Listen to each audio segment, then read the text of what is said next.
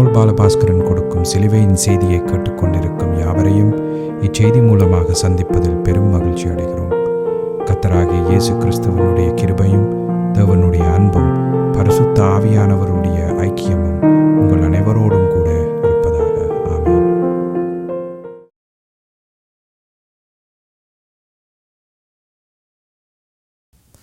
நான் போல் பாலபாஸ்கரன். நான் ஒரு இவாஞ்சலிஸ்ட். சிலுவையின் செய்தி என்ற இந்த நிகழ்ச்சியில் என் சகோதரர்கள், என் சகோதரிகள், என் நண்பர்கள் எல்லோரையும் மறுபடியும் சந்திப்பதில் நான் பெரும் மகிழ்ச்சி அடைகிறேன். இந்த அருமையான நேரத்தை கர்த்தராகிய இயேசு கிறிஸ்து எங்களுக்கு ஒதுக்கி தந்திருக்கிறார்.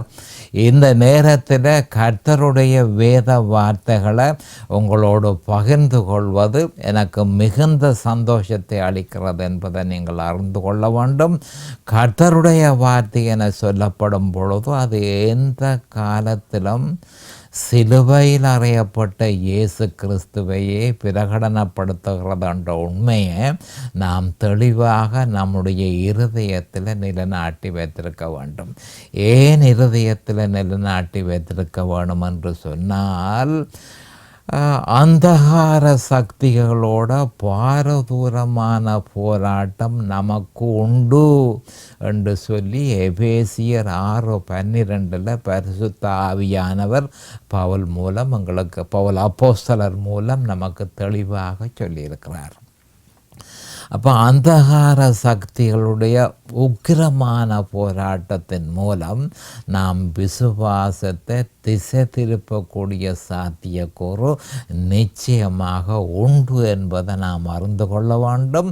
அந்த நேரங்களில் விசுவாசம் திசை திருப்பப்படுகிற நேரத்தில் சிலுவையில் அறையப்பட்ட இயேசு கிறிஸ்து என்ற வார்த்தை நம்முடைய இருதயத்தில் இருக்குமானால் பரிசுத்த ஆவியானவர் உடனடியாகவே நம்முடைய இருதயத்தில் இருக்கிற அந்த வார்த்தையை நம்முடைய கவனத்துக்கு கொண்டு வந்து சிலுவையில் அறையப்பட்ட இயேசு கிறிஸ்துவுக்கு திரும்பு என்று நிச்சயமாக அறிவிப்பார் என்பதை நாம் தெளிவாக அறிந்திருக்க வேண்டும். ஆனபடியால் தான் அந்த வார்த்தை நம்முடைய இருதயத்தில் உறுதியாக நாட்டப்பட்டிருக்க வேண்டும். நாம் இப்பொழுது வேத வாக்கியத்துக்கு செல்வோம். ரோமர் 8:14 மிக முக்கியமான வேத வார்த்தை.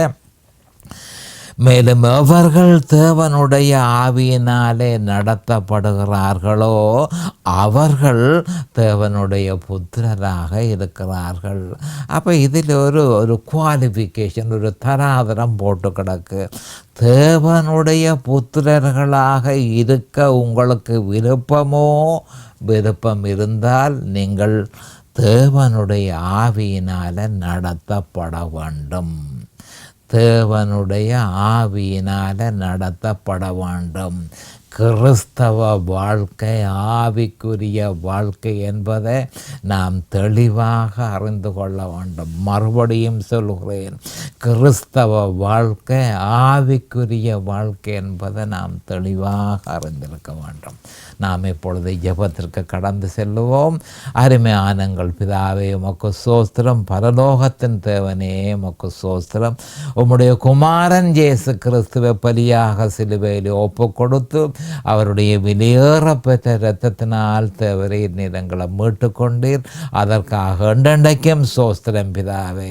உம்முடைய குமாரன் இயேசு கிறிஸ்துவனுடைய சரீரத்தோடு எங்களை இணைத்து அவருடைய மரணத்துக்குள் எங்களை இணைத்து அவரோடு எங்களை அடக்கம் செய்து அவருடைய உயிர்த்தெழுதலில் எங்களை இணைத்து அவரில் பிழைத்திருக்கக்கூடிய பாக்கியத்தை தேவரீர் எங்களுக்கு தந்தீர். அதற்காக என்றென்றைக்கும் ஸ்தோத்திரம்.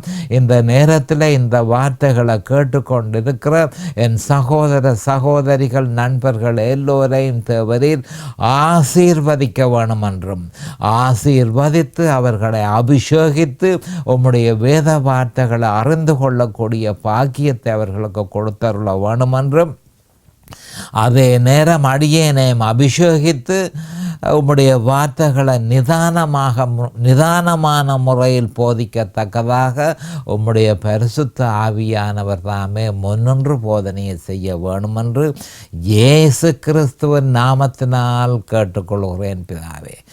ஆமேன் and amen and amen. Hallelujah, hallelujah, hallelujah. Thank you Jesus. Praise the Lord, praise the Lord, praise the Lord. Hallelujah. Thank you Jesus. அப்போ இந்த ரோமர் 8:14 என்ற வேத வார்த்தைக்கு நான் தெரிந்து கொண்ட தலையங்கம், தேவனுடைய ஆவியினால் நடத்தப்படுபவர்களே தேவனுடைய புத்திரர்கள். மறுபடியும் சொல்கிறேன், தேவனுடைய ஆவியினால் நடத்தப்படுபவர்களே தேவனுடைய புத்திரர்களாய் இருக்கிறார்கள்.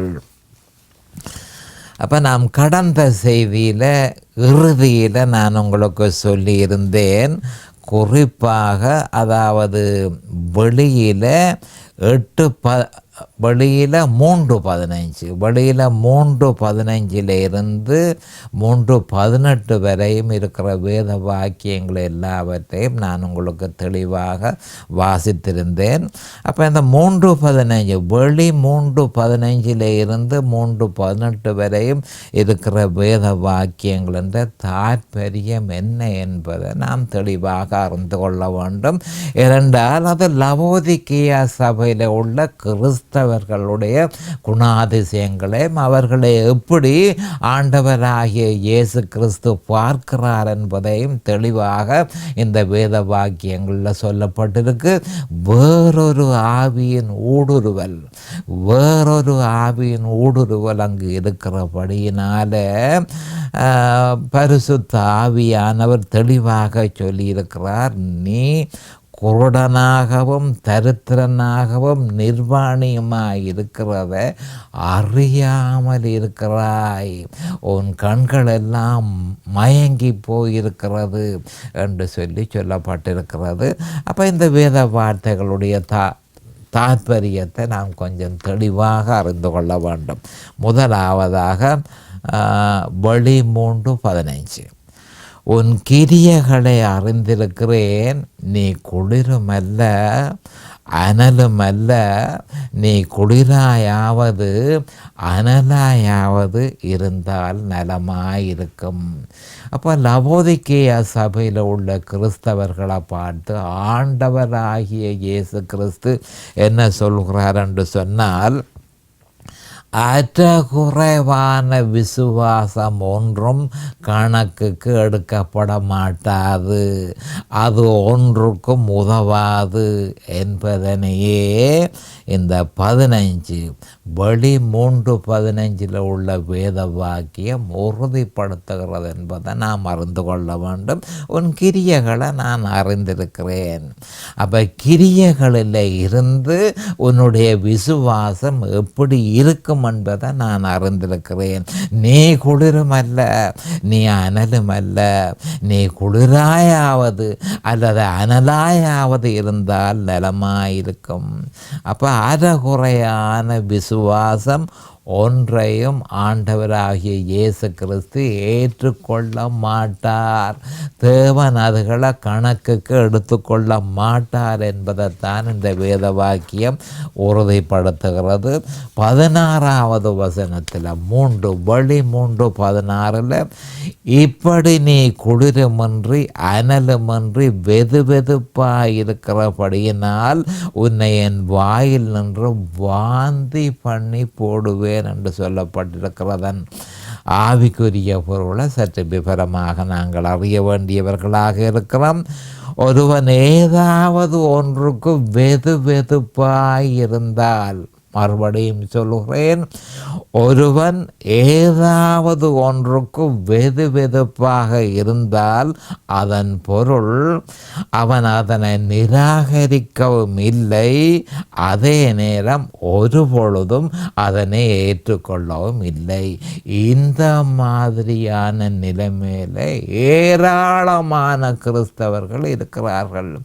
சர்ச்சை விட்டு அவர்கள் விலகி போகிறார்களும் இல்லை, ஆனால் அதே நேரம் சர்ச்சுக்கு தொடர்ச்சியாக அவர்கள் வருகிறார்கள். அப்போ அவர்கள் வெதுவெதுப்பான கிறிஸ்தவர்கள்.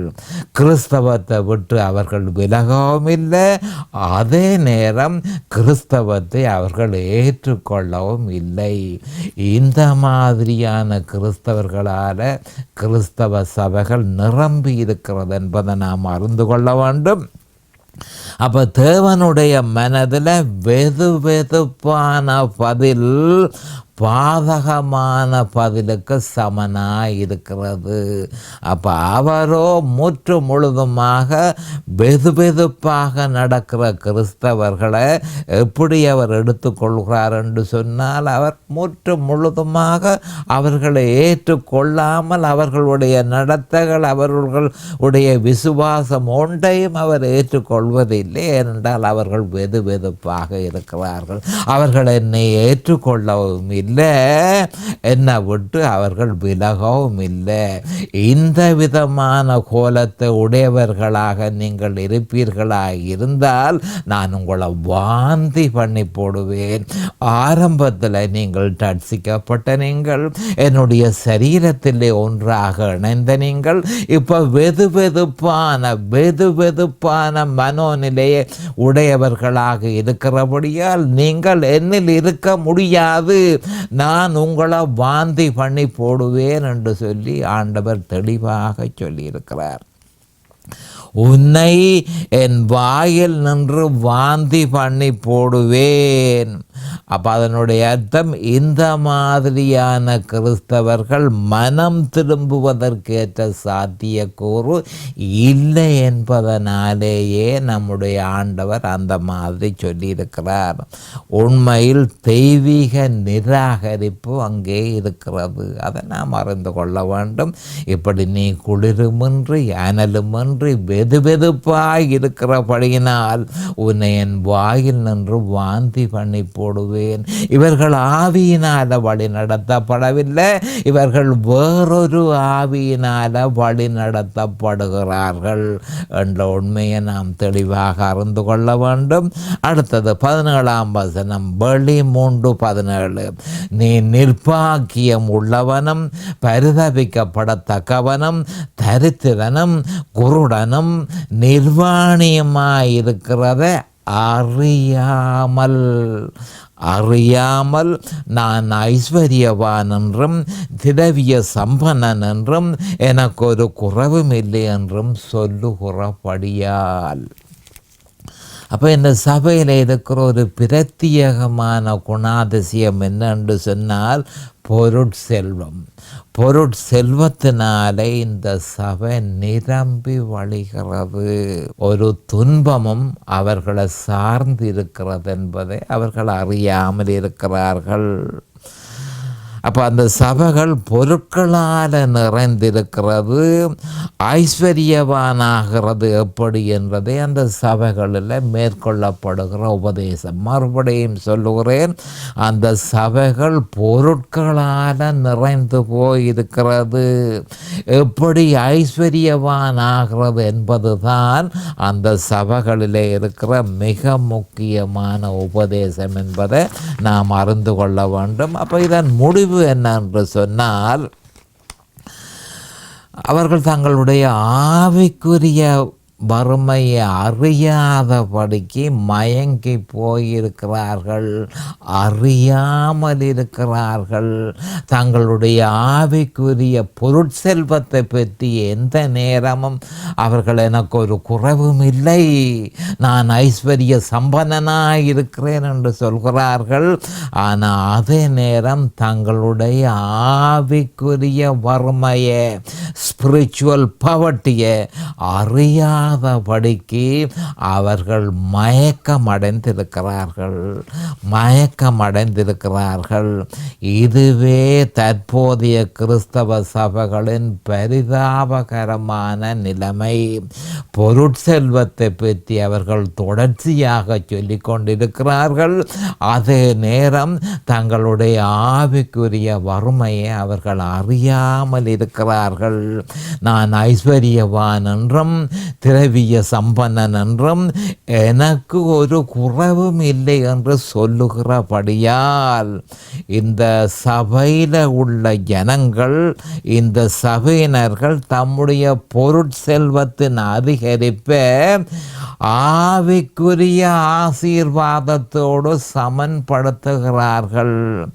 பொருட்செல்வத்தின் ஆசீர்வாதத்தை எப்படி சொல்லலாம்? பொருட்செல்வத்தின் அதிகரிப்பை ஆவிக்குரிய ஆசீர்வாதத்தோடு அவர்கள் சமன்படுத்துகிறார்கள். ரெண்டையும் ஒரு பொழுதும் சமன்படுத்த முடியாதென்ற உண்மையை நாம் தெளிவாக அறிந்திருக்க வேண்டும்.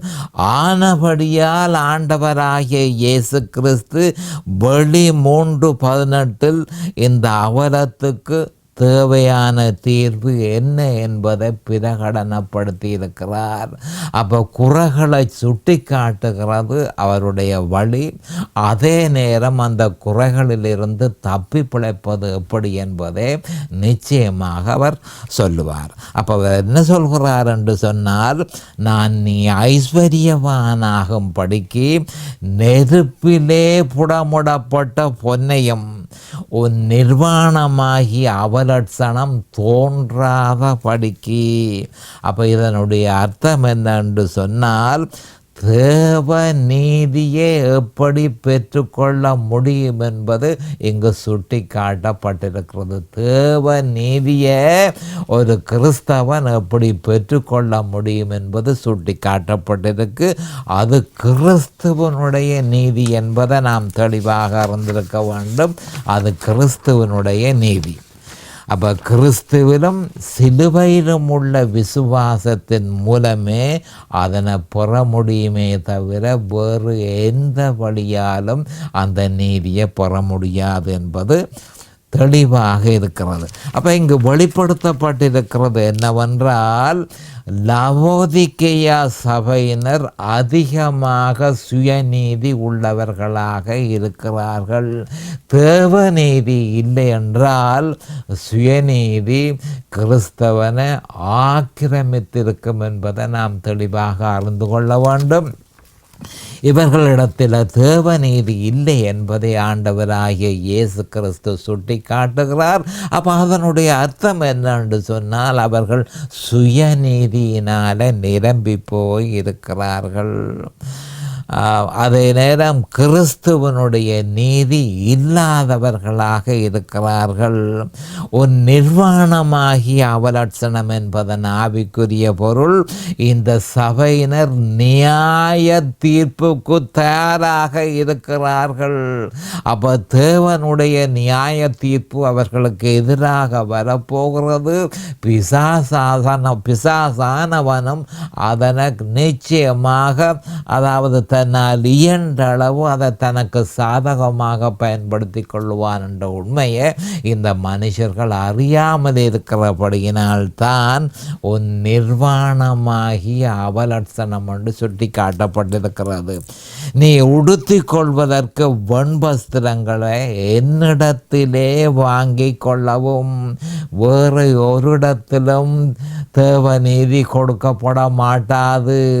நீ தேவநீதியை பெறுகிறதா இருந்தால் நீ என்னிடத்தில் வர வேணும், என்னிடத்தில் வாங்கி கொள்ள வேணும். வேறு ஒரு தரம் தேவநீதியை கொடுக்க முடியாது. அப்போ நீ உடுத்தி கொள்வதற்கு வெண் வஸ்திரங்களையும் தேவநீதியை என்னிடத்தில். அப்போ அவர்கள் ஏற்கனவே அந்த நீதி இல்லாமல் இருக்கிறார்கள், கிறிஸ்தவர்களாக இருக்கிறார்கள். தேவநீதி அற்றவர்களாகவும் சுயநீதி உள்ளவர்களாகவும் இருக்கிறார்கள். அப்போ அவர்களுக்கு தேவையானதையும் அவசியமானதான தேவ நீதியை பணம் கொடுத்து வாங்க முடியாது என்பதை ஆண்டவர் தெளிவாக இங்கு சொல்கிறார். அவர்களோ நான் ஐஸ்வர்ய சம்பன்னனாக இருக்கிறேன் என்று சொல்கிறார்கள். ஆனால் ஆண்டவர் சொல்கிறார், அந்த தேவநீதியை பணம் கொடுத்து வாங்க முடியாது, அதுதான் உனக்கு அவசியமானது. அப்போ கிறிஸ்துவின் விலையேறப்பெற்ற இரத்தத்தினாலேயே அதனை வாங்க முடியும். அந்த விலை ஏற்கனவே சிலுவை செலுத்தப்பட்டு விட்டது. ஆனால் தற்போதைய சபைகள் அதனில் எந்த விதமான அக்கறையும் இல்லாதவர்களாக இருக்கிறார்கள். ஆனபடியால் நீ பார்வை அடையும்படிக்கு உன் கண்களுக்கு கலிக்கம் போடவும் வேண்டும் என்று உனக்கு ஆலோசனை சொல்கிறேன். அவர் எந்த காலத்திலும் ஆலோசனை கர்த்தராக இருக்கிறார் என்பதை நாம் அறிந்து கொள்ள வேண்டும். ஒரு பொழுதும் நம்ம வற்புறுத்துறதில்லை. அப்போ நீ பார்வை அடைய வேணும் என்று நான் உனக்கு ஆலோசனை சொல்கிறேன். அப்போ அதனுடைய ஆவிக்குரிய அர்த்தம் என்னவென்றால், தற்போதைய கிறிஸ்தவ சபைகளில் இருப்பவர்கள் ஆவிக்குரிய குருடர்களாக இருக்கிறார்கள். அவர்களுடைய ஆவிக்குரிய கண்கள் முற்று முழுதுமாக மூடப்பட்டிருக்கிறது. இவர்களில் ஏசையாவின் தீர்க்க தரிசனம் நிறைவேறி இருக்கிறது. மத்தேயு 13, 14, 15.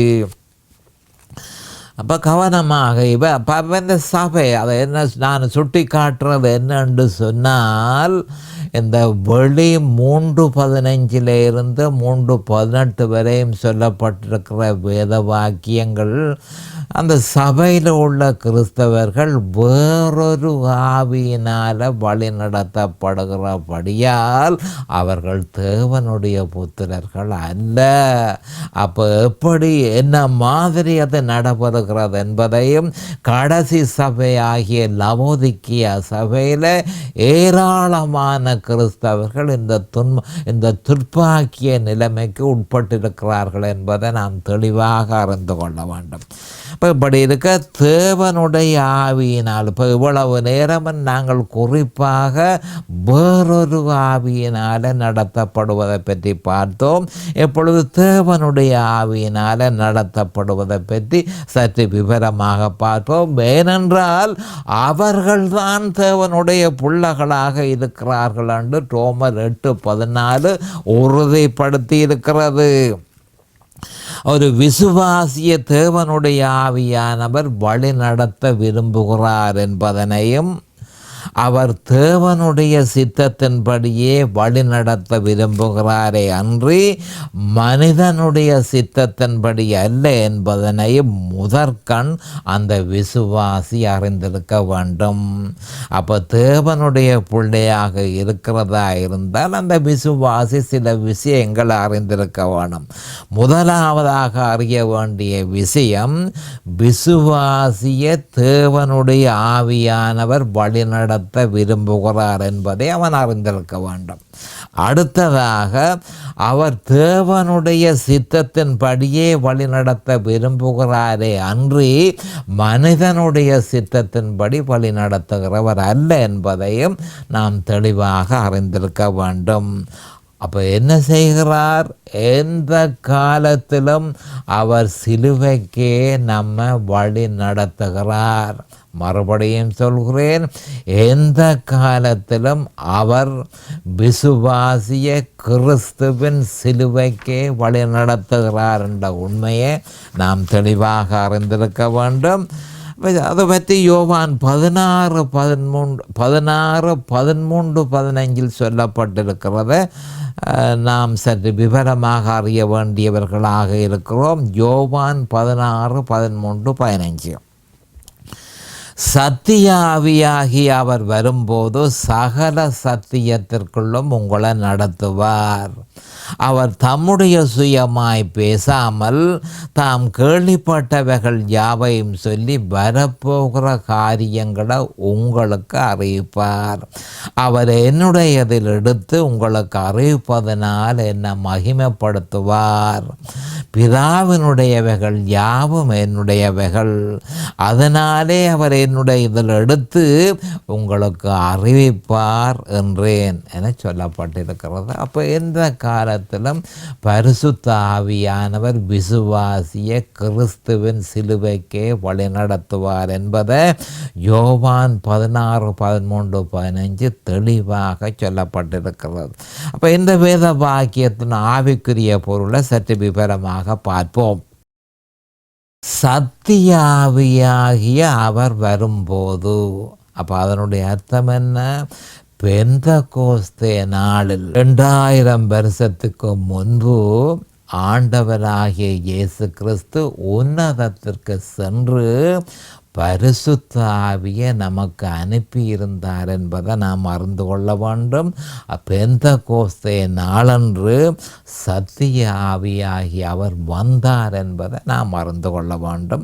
அப்போ இதைத்தான் இங்கு சொல்லப்பட்டிருக்கு. சத்திய ஆவியாகிய அவர் வரும்போது அவர் ஏற்கனவே வந்திருக்கிறார். பெந்தகோஸ்தே நாளில் அன்று 2000 வருஷத்துக்கு முந்தி அவர் வந்திருக்கிறார் என்பதை நாம் அறிந்து கொள்ள வேண்டும்.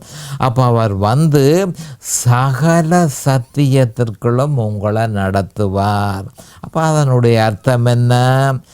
கிறிஸ்துவிலும் சிலுவையிலும் நம்முடைய விசுவாசத்தை பொருத்தமாக வைத்திருக்கும் பொழுது பரிசுத்த ஆவியானவர் சகல சத்தியத்திற்குள்ளும் நம்மை நடத்துவார், சகல சத்தியத்திற்குள்ளும் நம்மை கொண்டு செல்வார். அப்போ சில சத்தியத்திற்கு மட்டுமல்ல, எல்லா சத்தியத்திற்கும் நம்மை அழைத்து செல்வார். அதற்கு அவர் நம்மிடத்தில் எதிர்பார்க்கிறது என்ன? நம்முடைய விசுவாசம் இயேசு கிறிஸ்துவிலும் அவர் சிலுவையில் நிறைவேற்றியதிலும் இருக்குமானால் பரிசுத்த ஆவி ஆவியானவர் எல்லா சத்தியத்திற்குள்ளும் விசுவாசியை நடத்துவார், வழி நடத்துவார் என்பதை நாம் தெளிவாக அறிந்து கொள்ள வேண்டும். அவர் தம்முடைய சுயமாய் பேசாமல் என்பதன் பொருள் அவர் நமக்கு செய்வது மட்டுமல்ல, தான் யாரை பிரதிநிதித்துவம் பண்ணுகிறார் என்பதும் சொல்லப்பட்டு இருக்கிறது. நான் இயேசு கிறிஸ்துவையே பிரதிநிதித்துவம் பண்ணுகிறேன், அவர் தம்முடைய சுயமாய் பேசாமல். அப்போ இயேசு கிறிஸ்துவை அவர் பிரதிநிதித்துவம் செய்கிறார் என்பது தெளிவாக இங்கு சொல்லப்பட்டிருக்கிறது. தாம் கேள்விப்பட்ட யாவையும் சொல்லி, அப்போ இதனுடைய பொருள் அவரிடத்திலே அறிவு இல்லை என்பதல்ல, அவர் தேவனாக இருக்கிறார், அவரிடத்தில் இல்லாத அறிவல்ல. அப்போ அவர் தேவனாக இருக்கிறார் என்பதை நாம் தெளிவாக அறிந்து கொள்ள வேண்டும். ஆனால் அவர் கிறிஸ்து சிலுவையில் நிறைவேற்றிய வேலையை பற்றியே நமக்கு பிரகடனப்படுத்துவார் என்ற உண்மையை நாம் தெளிவாக அறிந்து கொள்ள வேண்டும். வரப்போகிற காரியங்களை உங்களுக்கு அறிவிப்பார். இதன் பொருள் புதிய உடன்படிக்கையை பற்றியது. இது பற்றிய விவரம் பவுல் அப்போஸ்தலருக்கு வெளிப்பாடாக கொடுக்கப்பட்டது என்பதை கலாத்தியர் 1:11-12 சொல்லப்பட்டிருக்கிறது. அவர் என்னுடையதில் எடுத்து சிலுவையின் பலாபலன்களை, நான் சிலுவையில் நிறைவேற்றிய நன்மைகளை, நான் சிலுவையில் என்ன பலியாக கொடுத்து நிறைவேற்றின பலாபலன்களை அவர் என்னுடையதில் எடுத்து உங்களுக்கு அறிவிப்பதனால் இந்த மாபெரும் சத்தியம் பவுல் அப்போஸ்தலருக்கு கொடுக்கப்பட்டிருக்கிறத நாம் அறிந்திருக்கிறோம். இதுவே குறிப்பாக ரோமர் 6ஆம் அதிகாரத்தில் இருந்து 8ஆம் அதிகாரம் வரை வெளிப்பாடாக பவுல் அப்போஸ்தலருக்கு கொடுக்கப்பட்டது. அதே நேரம் அவருடைய 14 நிருபங்களிலேயும் ரோமரில் இருந்து எபிரேயர் வரையும் சகல நிருபங்களிலும் வெளிப்பாடாக பிரகடனப்படுத்தப்பட்டிருக்கிறது என்ற உண்மையை நாம் தெளிவாக அறிந்திருக்க வேண்டும். இப்பொழுது நேரம் சமீபமாகிவிட்டது. அடுத்த செய்தியில் இன்னும் விவரமாக பார்ப்போம். அதுவரைக்கும் கர்த்தராகிய இயேசு கிறிஸ்துவின் நாமத்தினால் நான் உங்களை ஆசீர்வதிக்கிறேன். அவருடைய கிருபையும் அவருடைய இரக்கமும் உங்களுக்கு தாராளமாக கிடைப்பதாக. இயேசுவின் நாமத்தில் பரிசுத்த பிதாவே, ஆமேன் அண்ட் ஆமேன் அண்ட் ஆமேன். இந்த சிலுவையின் செய்தியை கேட்பவர்கள் அதன் ஆவிக்குரிய பலனை பூரணமாக அடைய வேண்டும் என்பதே நம்முடைய பிரார்த்தனையாகும். தொலைபேசி மூலம் தொடர்பு கொள்ள விரும்புவோர் 647-465-1224 மூலமும், இமெயில் மூலம் தொடர்பு கொள்ள விரும்புவோர் paulbalabaskaran@gmail.com மூலமும் தொடர்பு கொள்ளலாம்.